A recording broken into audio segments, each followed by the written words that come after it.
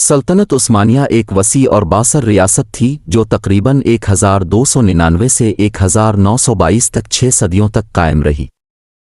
اس کی بنیاد 14ویں صدی کے اوائل میں اناطولیہ جدید دور کا ترکی میں عثمان اول نے رکھی اور ایک طاقتور اور کثیر القومی ریاست بن گئی۔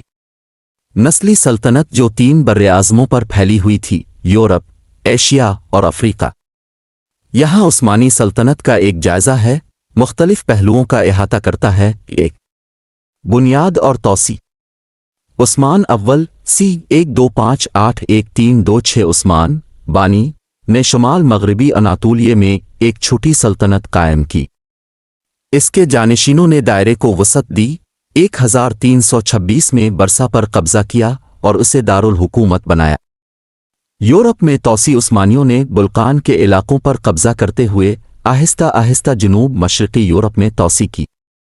1389 میں کوسوو کی جنگ ایک اہم ابتدائی تنازع تھا۔ 2 سلیمان عظیم 1520-1566 سنہری دور سلیمان کے دور کو سلطنت عثمانیہ کا زینہ سمجھا جاتا ہے۔ سلطنت ہنگری سے یمن اور الجزائر سے عراق تک پھیلی ہوئی اپنی سب سے بڑی علاقائی حد تک پہنچ گئی۔ قانونی نظام سلیمان نے اہم قانونی اصلاحات نافذ کیں، جن کا اختتام قانون کی ضابطہ بندی پر ہوا جسے قانون عثمانی کہا جاتا ہے۔ 3 حکومت اور انتظامیہ۔ سلطان سلطنت عثمانیہ کا حکمران سلطان تھا، جس کے پاس سیاسی اور مذہبی دونوں اختیارات تھے۔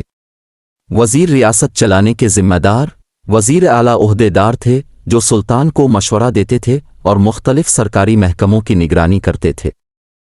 جنیسریز ایلیٹ انفنٹری یونٹس۔ جنیسریز اصل میں غلام فوجی تھے جنہوں نے عثمانی فوجی طاقت میں اہم کردار ادا کیا۔ 4 مذہبی رواداری۔